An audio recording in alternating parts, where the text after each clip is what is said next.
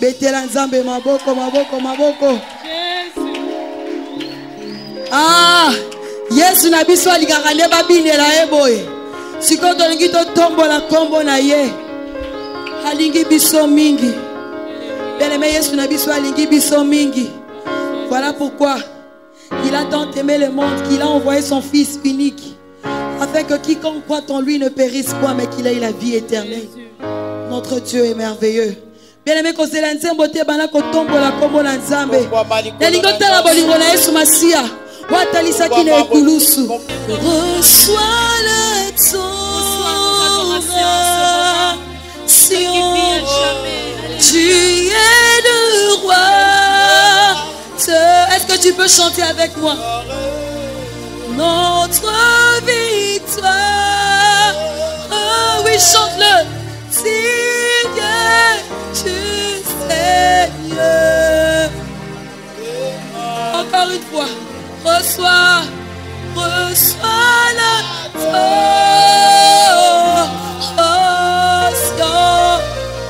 Tu es le roi de gloire.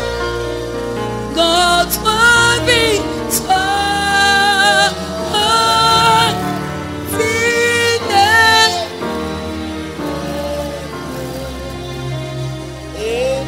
Ensemble avec les anges, reçois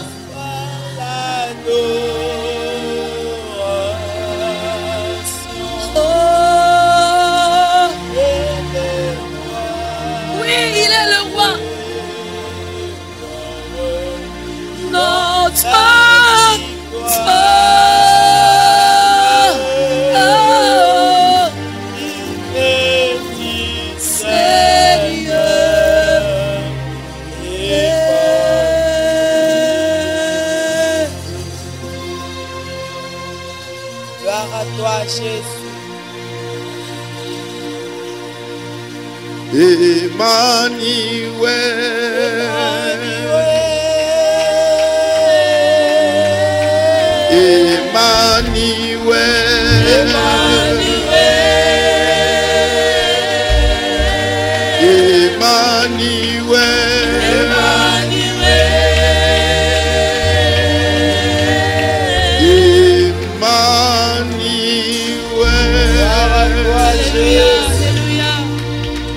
Alléluia. Au nom de Jésus. Père, bénis cette parole que nous voulons écouter. Ouvre notre entendement spirituel. Au nom de Jésus-Christ. Amen. Les mauvais souvenirs d'enfance.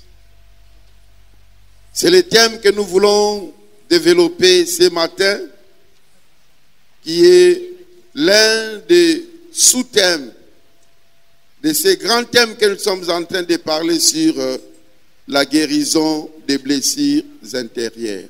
Amen.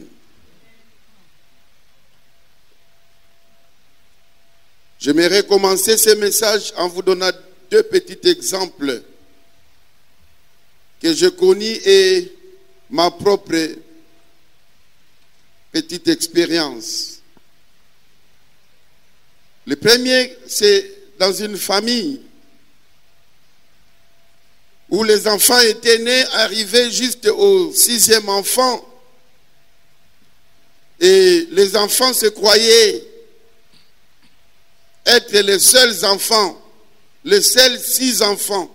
Parce qu'il s'est passé quelques années, plus ou moins 5 ans, que les parents ne mettaient plus au monde. Et que les premiers enfants ont grandi, étaient quand même avancés en âge. Après, ils ont constaté que leur maman était devenue grosse. Alors, tous les enfants n'étaient pas contents.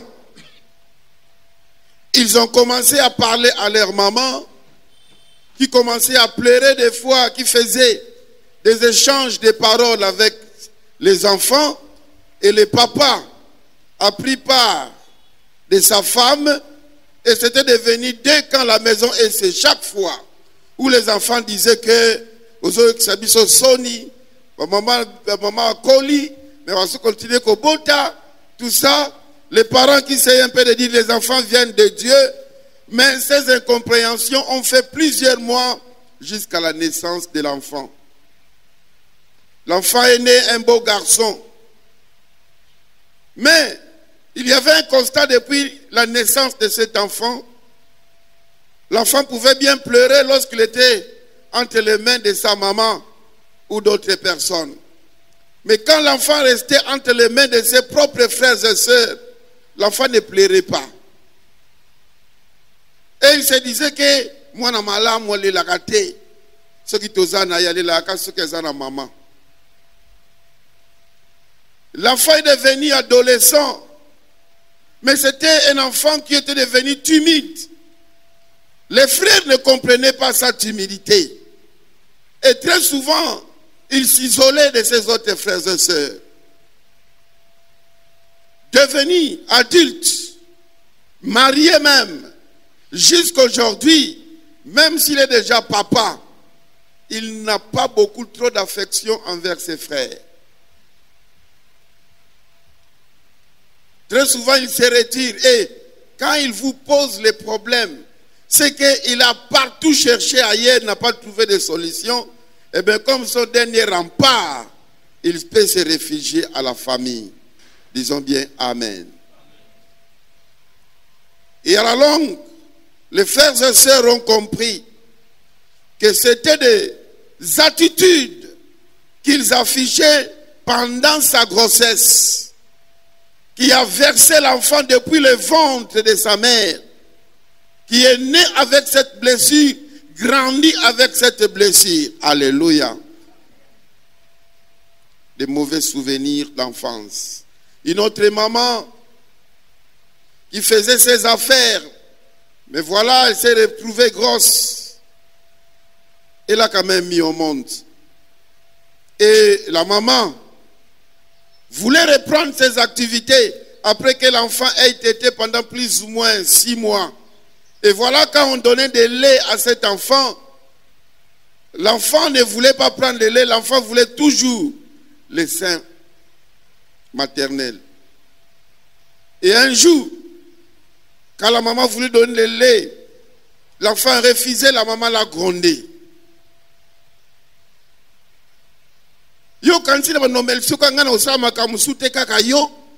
Et l'enfant qui pleurait a cessé de pleurer.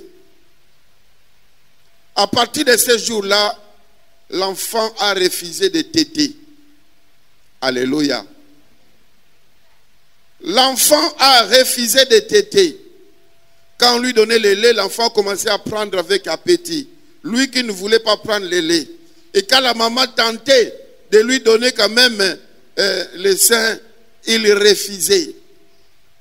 Et heureusement, il y a des sages femmes avec de l'expérience qui ont dit que si vous ne demandez pas pardon à cet enfant, l'enfant sera indifférent avec toi quand il va grandir.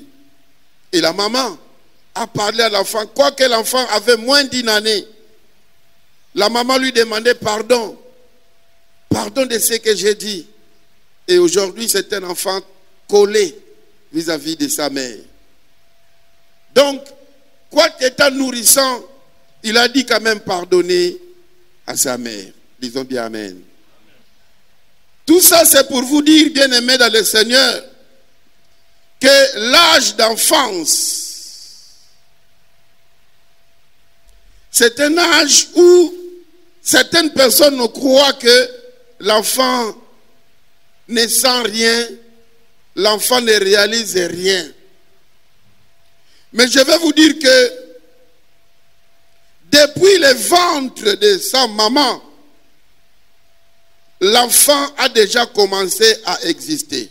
Disons bien Amen. La vie humaine ne commence pas le jour de sa naissance. Mais la vie humaine commence à partir de l'instant où la fécondation a été faite. C'est ainsi que chez les Chinois, pour ce qui concerne la date de naissance, ils tiennent compte aussi du nombre de jours de la grossesse. Donc, admettons qu'aujourd'hui, nous sommes le 11 octobre. Vous naissez le 11 octobre. Pour les Chinois, la date de naissance ne sera pas le 11 octobre. Il faut calculer votre grossesse a fait combien de jours? 9 mois.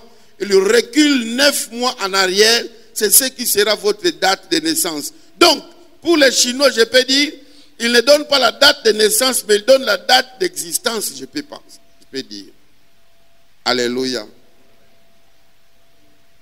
Moi, je pense que la logique des Chinois, c'est à peu près la même logique de Dieu.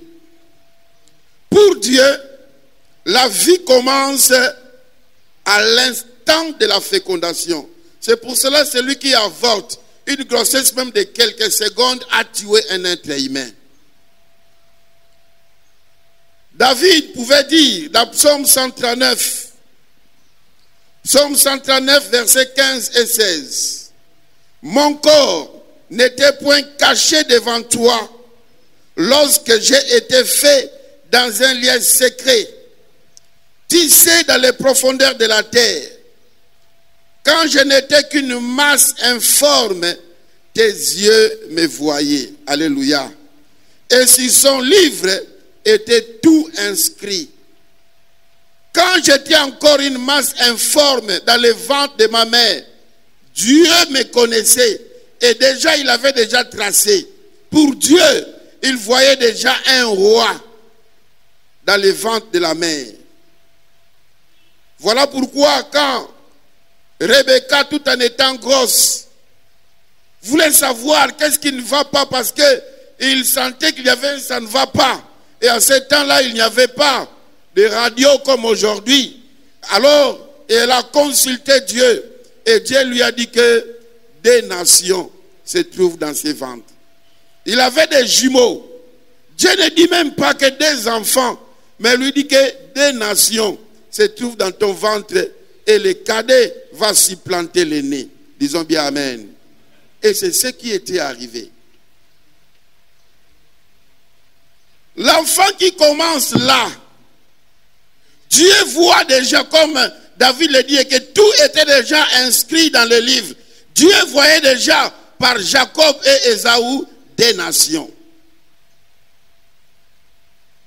C'est ainsi que quand il va parler à Jérémie, dans Jérémie chapitre 1er, au verset 5, Dieu va dire à Jérémie que avant que je t'aie formé dans le ventre de ta mère, je te connaissais.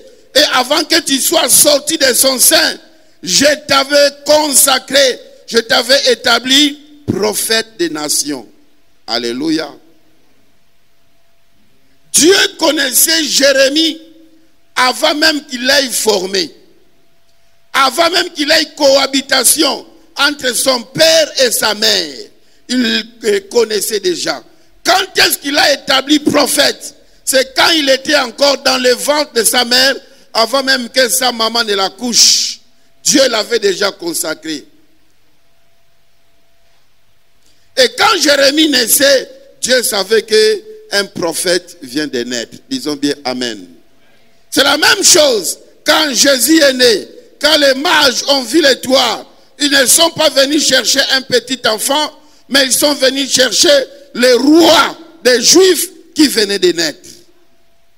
Les jours que tu es né, Dieu savait et il le sait que celui-là, c'est un ministre, c'est un commerçant, c'est un général, je ne sais pas moi, quelqu'un de très important qui venait de naître. Dans Galates chapitre 1er, verset 15. Mais lorsqu'il prie à celui qui m'a mis à part dès le sein de ma mère, alléluia, et qui m'a appelé par sa grâce. Même quand Paul persécutait l'église, Dieu l'avait déjà mis à part. Dieu savait déjà que celui-là, il va me servir un jour. Alléluia. Tout ça, bien aimé, c'est pour nous dire que la vie ne commence pas le jour que nous naissons, mais la vie commence avant même, pour Dieu, avant même que nous puissions exister.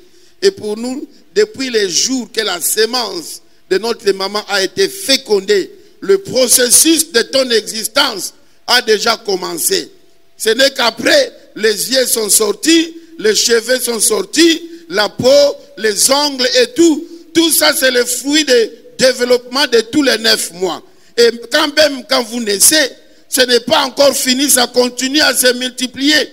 Car quand vous regardez une petite fille de 10 ans, elle n'a pas la poitrine bombée comme une jeune fille de 20 ans. Alléluia. Bien-aimés dans le Seigneur, un enfant dans le ventre est en contact avec le monde extérieur. Ça, tu dois le savoir. Ne pensez pas qu'il est déphasé. Quoi qu'il est dans le ventre de sa mère, il est en contact avec le monde extérieur. Il sait comprendre s'il est désiré ou pas. Du ventre, il connaît même la voix de sa mère. Et éventuellement, la voix de son père, s'ils ont l'habitude d'être ensemble, de causer, et que le père a l'habitude de lui imposer les mains et de prier pour lui. L'enfant sait. Il sait s'il est la bienvenue ou pas. C'est ainsi que dans Luc chapitre 1, versets 43 et 44, Jean-Baptiste a tressailli de joie dans le ventre de sa mère lorsque Marie l'avait salué. Alléluia.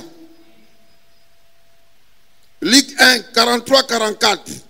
Comment m'est-il accordé que la mère de mon Seigneur vienne auprès de moi? Car voici, aussitôt que la voix de ta salutation a frappé mon oreille, l'enfant a tressailli d'allégresse dans son sein. Ce sont des mystères que vous ne pouvez pas bien comprendre et que nous ne pouvons pas tous bien maîtriser, mais ce sont des choses qui existent et qui se font. Alléluia. Donc, nous voyons que déjà dans le ventre, l'enfant peut être joyeux, tout comme il peut être triste. Déjà dans le ventre, l'enfant peut être mélancolique. L'enfant peut avoir une attitude morose, tout comme l'enfant peut être joyeux. Alléluia. Bien-aimé dans le Seigneur, si dans le ventre de sa mère, l'enfant peut comprendre ce qui se passe tout autour de lui, alors que dirons-nous des nourrissons, des enfants qui sont déjà nés? Il y a des choses que les gens ont vécues quand ils sont encore nourrissons, qui sont pensées dans la subconscience. La subconscience. Et ils ne savent pas, eux-mêmes les enfants ne savent pas pourquoi je n'ai pas assez d'affection à telle personne. Pourquoi j'agis comme ça? Lui-même ne sait pas comprendre. Mais peut-être que quand il était encore nourrisson, il y a eu des choses qui s'étaient passées. Alléluia. Bien-aimés dans le Seigneur, beaucoup d'enfants sont frustrés dès leur plus jeune enfance. Et ce qu'on a vécu dans la plus jeune enfance, ça reste dans notre subconscience. La subconscience, dans la psychologie, on dit que c'est la conscience obscure. Donc, il y a une certaine conscience qui est dans l'enfant, mais lui ne comprend pas pourquoi cette conscience. Lui-même ne maîtrise pas ça. Mais c'est ça. Et tout autre élément que l'enfant a intériorisé, donc, dès son plus jeune enfance, ça va exercer une pression sur lui. Et ça peut influencer son caractère. Son caractère peut être influencé par ces choses. C'est ce qui est le fruit des blessures intérieures de beaucoup d'enfants. Alléluia. Alléluia. C'est pourquoi dans certaines familles, il y a des enfants qui sont indifférents. Vous cherchez à comprendre, mais pourquoi il est comme ça? Vous-même, vous ne parvenez pas à comprendre, mais c'est comme ça. Indifférent. Bien-aimés dans le Seigneur, Des parents impossibles à satisfaire. Des parents qui donnent à leurs enfants des conditions avant de leur exprimer leur affection et leur amour. Ils doivent savoir qu'ils blessent leurs enfants. Alléluia. Alléluia. Avant d'exprimer votre affection à l'enfant, avant d'exprimer votre amour à l'enfant, vous le conditionnez. Vous devez savoir que vous blessez l'enfant. Il ne faut pas seulement donner les cadeaux à l'enfant quand il est premier de la classe. Apprenez à lui donner des cadeaux même quand il a échoué. Nous, parents bien-aimés dans le Seigneur, nous confondons beaucoup l'approbation et l'amour. Alléluia. L'approbation de quelqu'un doit se gagner et n'est accordée que par ses actions. Tu as gagné les batailles, on te couronne, ceinture d'or, tel diplôme. Tu l'as mérité, tu l'as gagné. Ça, c'est l'approbation. L'approbation se gagne. L'approbation n'est accordée que par des bons actes que tu as posés. Mais il faut savoir que l'approbation appartient au domaine du faire et ça peut se perdre. Alléluia. Tandis que l'amour est l'ensemble des choses que l'on fait pour quelqu'un, pour ce qu'il représente pour vous. Ce n'est pas pour ce qu'il mérite. Ensemble des choses que tu fais pour quelqu'un, pour ce qu'il représente pour vous. Car Dieu a tant aimé le monde, il a donné son Fils. Alléluia. Tellement il a aimé l'humanité, il pose un acte. Nous ne l'avions pas mérité. N'est-ce pas que Paul dit que quand j'étais encore pécheur, déjà Christ est mort pour moi. Alléluia. Nous devons avoir de l'amour envers nos enfants et non de l'approbation. Nous devons aimer et chérir nos enfants, même s'ils ne les méritent pas. Donnons-leur des cadeaux. Non parce qu'ils ont réussi en classe, mais parce qu'ils sont vos enfants. Un enfant qui reçoit de l'amour en donnera à son tour lorsqu'il sera grandi. Mais lorsqu'il n'a pas réussi l'amour à l'enfance, il aura du mal à les donner. Car on ne donne que ce qu'on a réussi. Alléluia. Disons bien Amen. Un enfant qu'on a élevé par des approbations se sentira toujours culpabilisé chaque fois quand on lui fait grâce.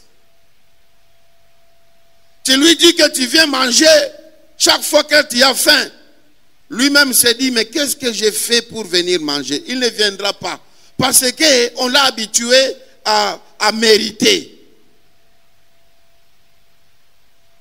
Et lui-même, quand il sera en position de force, il ne manifestera pas de l'amour. Pour qu'il vous donne, il faut que vous le méritiez. La méritocratie.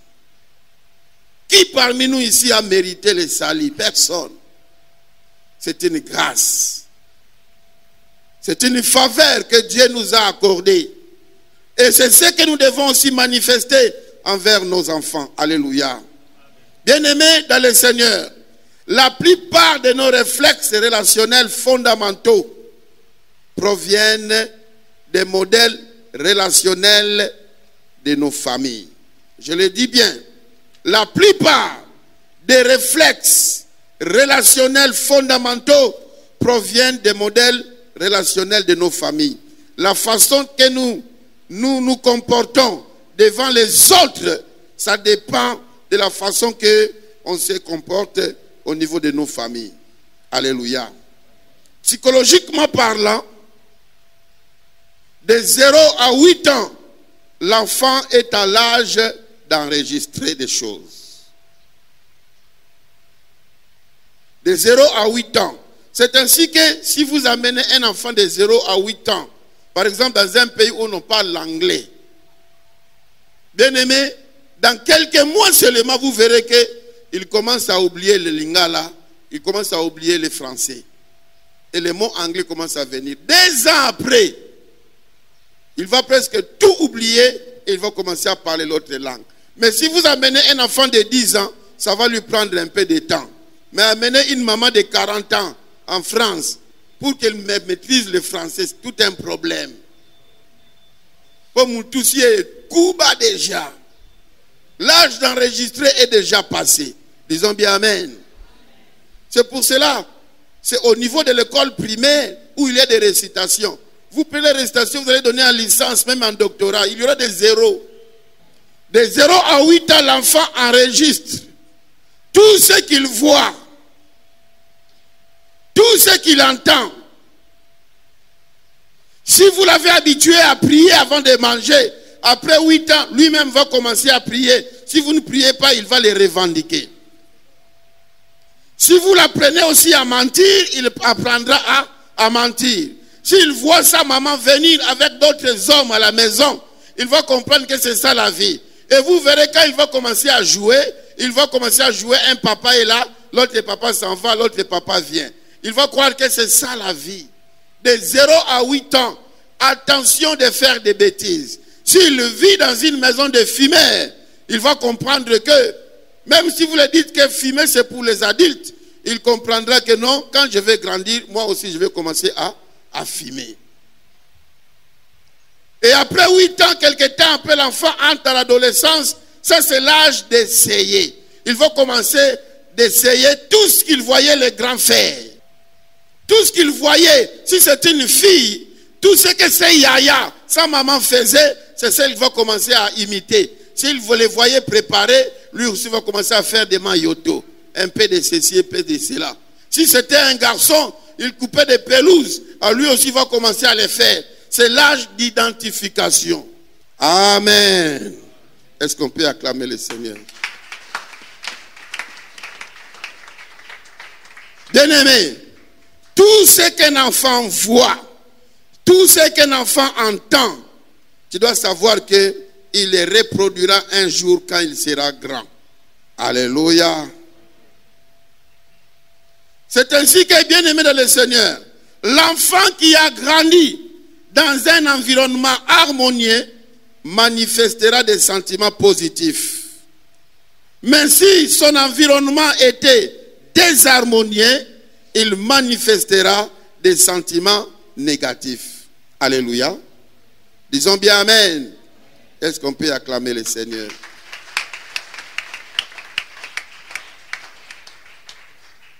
Parmi l'environnement, je voulais dire, parmi les sentiments positifs, nous pouvons citer l'amour, le succès, l'amour, les soucis des autres, la patience, la sympathie, la compréhension, l'encouragement, la compassion, la solidarité. Ça, tout ça, c'est parmi les sentiments positifs que l'enfant peut manifester quand il va grandir, s'il a évolué dans un environnement positif. C'est pour cela, chers parents, parmi les plus beaux cadeaux que vous pouvez donner à vos enfants, c'est de tout faire d'être régulier à la maison.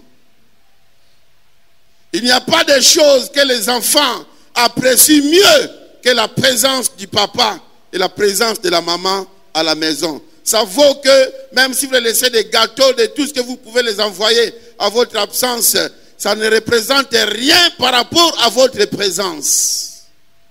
C'est ainsi qu'il y a des gens qui ont gagné par rapport à la vie sociale, mais qui ont échoué dans leur vie familiale. Comme David, roi, mais avec des enfants qui s'entretuent. Roi, mais avec des enfants qui font de l'inceste. Pourquoi? Parce que tout son temps a été hypothéqué dans le service de la nation.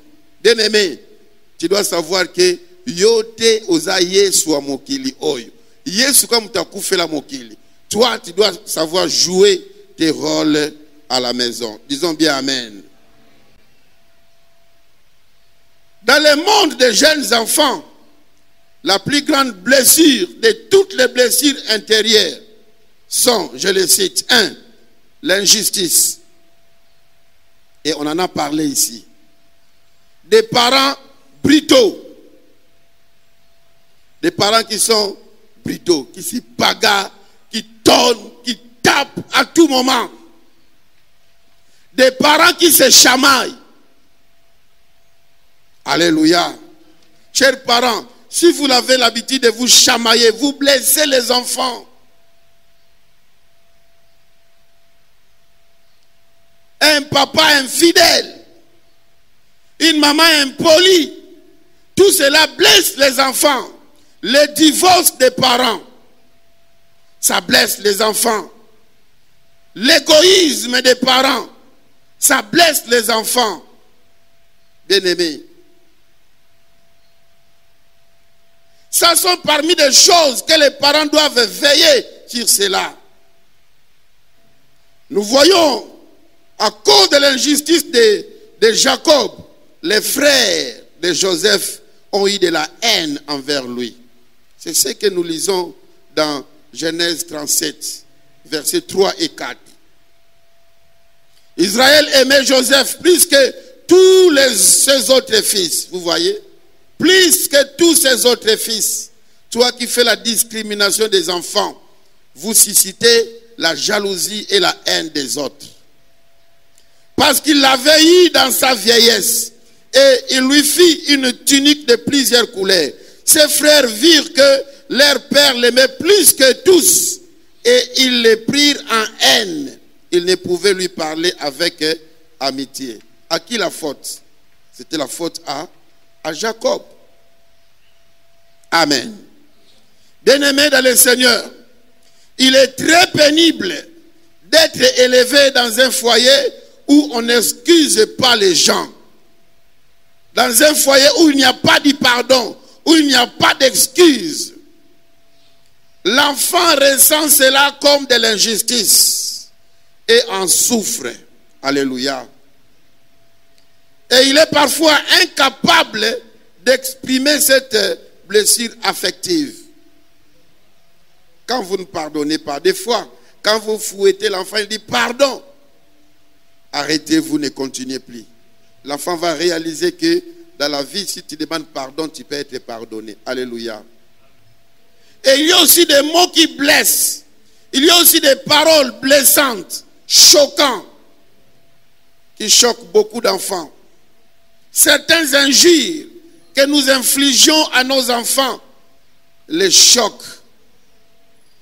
Par exemple, dites à l'enfant grosse tête, de gros yeux, un enfant ramassé, un enfant bâtard, kizengi, imbécile, ngoulou, cochon.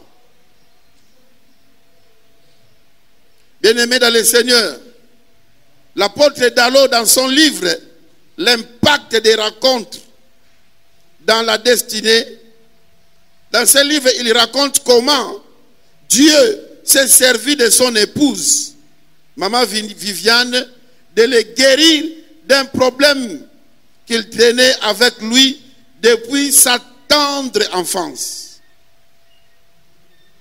Alléluia. En effet, en grandissant, on lui rappelait sans cesse certains traits attachés à son physique. Alors, tellement on lui rappelait ça, alors il a eu aussi une opinion qu'il était comme ça. Alors, il était maintenant gêné de lui-même, complexé. Un complexe d'infériorité terrible. Je ne vais pas citer ces traits ici, mais lui-même a cité cela dans son livre. La personne qui l'a guéri, c'était son épouse, qui lui rappelait à tout moment que Dallo, tu es beau. Tu es beau, tu es intelligent, tu iras loin. C'est comme cela qu'elle a pu s'aimer dans le cœur de l'apôtre une semence qui a grandi et qui a fait qu'il puisse aussi se développer à lui une certaine autoconfiance. Chers parents, Nous devons faire attention. Lorsque l'enfant mal fait, nous devons veiller sur nos dires. Par nos propos, des fois, nous blessons les enfants et ils vont grandir avec des complexes d'infériorité. Et quand cela va se développer, tu commences encore à prier, pasteur, prie pour cet enfant, je ne comprends pas. Pourquoi ceci, pourquoi cela? Mais c'est parce que tu l'avais sémé quand il était enfant. Amen. Beaucoup d'enfants sont blessés aussi à cause des violences domestiques.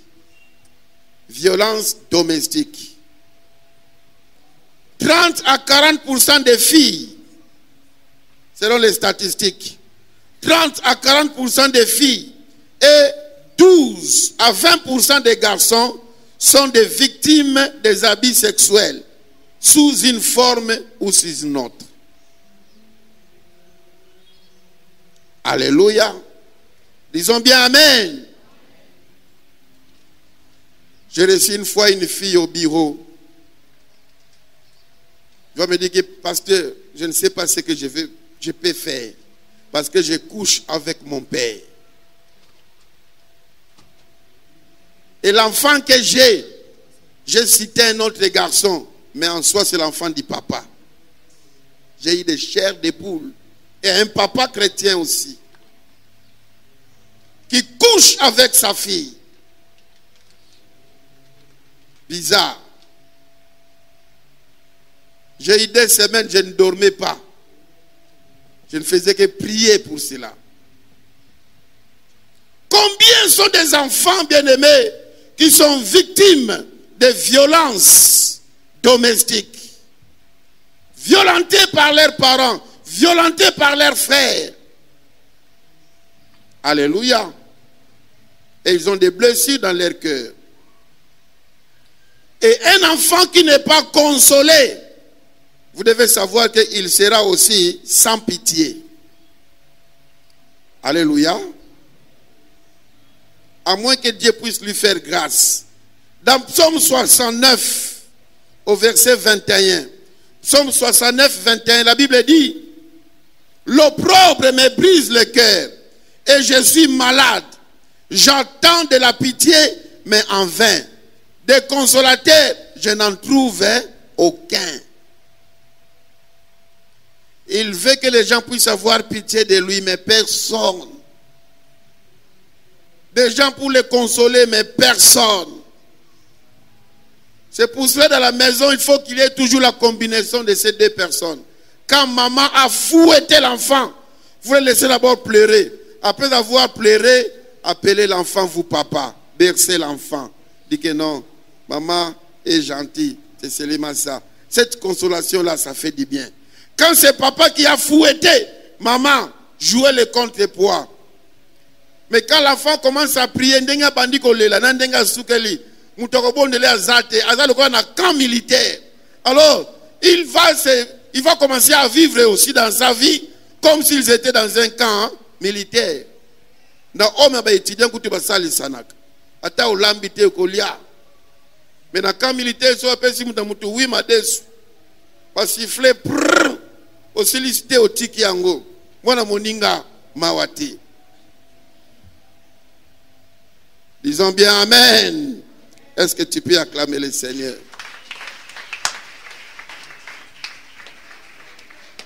Certains enfants refusent de faire certains métiers à cause de traitements dont leurs parents et leurs aînés ont été victimes. Vous verrez certains enfants, à cause de ce que mon père a fait, a vécu, je ne ferai pas ce travail. Je refuse d'être ministre de Dieu. Je refuse de faire l'armée. Je refuse d'être enseignant. Je refuse d'être un homme politique. À cause de ce que mon père a vécu, à cause de ce que mes aînés ont vécu. Ça aussi, c'est une blessure intérieure. Et certains parents blessés eux-mêmes vont jusqu'à conseiller leurs enfants.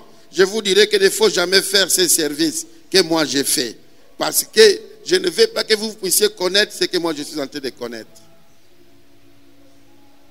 Alléluia. Disons bien Amen. Comment nous pouvons être guéris des blessures intérieures, des mauvais souvenirs d'enfance? Bien-aimés, le processus de guérison doit impliquer d'abord le courage de dévoiler vous-même la colère, de la soumettre à Dieu et la mener à la croix de Jésus. Alléluia. C'est-à-dire, la place qu'il faut pour cette blessure, c'est la croix de Jésus. Vous devez savoir qu'il n'y aura pas de guérison tant qu'elle ne sera pas reconnue, affrontée et résolue. Il faut reconnaître cette blessure. Il faut l'affronter et il faut chercher à les résoudre. Alléluia. Et de telles blessures, pour les guérir, bien-aimés dans le Seigneur, il faut d'abord des efforts personnels. Par là, j'entends dire la volonté. Tu dois avoir la volonté de pardonner. Alléluia. La volonté de bannir, de banaliser. La volonté d'oublier. La volonté de pardonner, de banaliser et d'oublier. On t'a violé à ton jeune âge. Pardonne. Banalise ça et oublie. Amen. Deuxièmement, si tu ne parviens pas à atteindre ce niveau, cherche l'aide d'un conseiller. Voyez les pasteurs. Voyez un aîné. Ça, c'est la deuxième des choses. Vous aurez l'aide d'un conseiller. Troisièmement, l'amour de la communauté chrétienne. Vivez parmi les enfants de Dieu. Si vous n'avez pas bénéficié de l'amour dans la famille, vous pouvez la bénéficier au milieu de l'église. Je vis des enfants de Dieu venir à l'église avec des visages moroses, tristes, mais après quelque temps, ils ont eu des visages joyeux. Alléluia. Combien, bien aimés, nous avons besoin de l'encouragement. Et dans l'église, quand vous voyez quelqu'un toujours triste, vous devez savoir qu'il a besoin de vos encouragements. Tout le monde, à un certain degré, a besoin de l'encouragement. Il a besoin du réconfort. Il a besoin du ministère des frères et des sœurs du corps du Christ. Alléluia.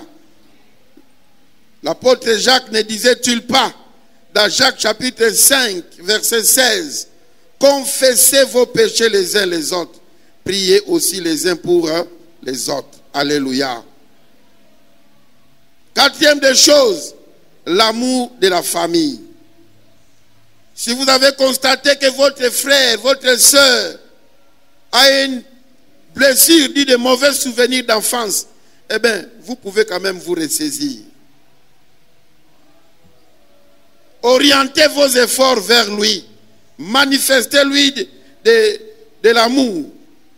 Cinquième des choses, vous avez besoin du Saint-Esprit. Le Saint-Esprit qui est le consolateur par excellence, c'est lui seul qui est très capable de cicatriser toutes les blessures des mauvaises expériences d'enfance. Alléluia. Le Saint-Esprit. Sixième des choses pour terminer, tu dois savoir que tu es important dans la vie. Alléluia. Tu as de la valeur. Ne te vois pas comme une personne inutile. Il y a un adage qui dit ceci. Dans la forêt, l'éléphant est le plus grand. La girafe est la plus géante. Le renard est le plus sage. Le guépard est le plus rapide.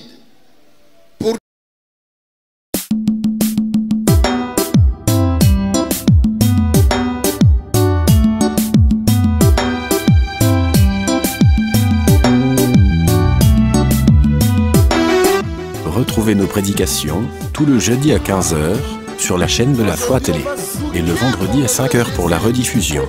Nous passons également à la radio Shalom Africa sur la 103.1 MHz tout le lundi à 17h et mardi à 10h pour la rediffusion. Nous diffusons également sur Facebook et YouTube. Il suffit de rechercher Centre évangélique le Sanctuaire. Aimez la chaîne, partagez et surtout, abonnez-vous pour ne manquer aucune actualité. Nos adresses, nous sommes dans la commune de Ngalima, arrêt taxi DGC Barret, sur la tronçon église Bimasebeko. Quartier A, numéro 3510. Derrière le marché de la cité des anciens combattants. Pour tout contact, le révérend Simon Nsakala reçoit tous les mardis de 10h à 15h et sur rendez-vous. Pour tout besoin d'informations, renseignements, contributions, questions, besoin des prières ou parler directement avec le révérend, appelez le +243 82 800 65 00. Voilà pourquoi j'ai choisi Sanctuaire, célébrer mon Sauveur Jésus-Christ. Je m'attacherai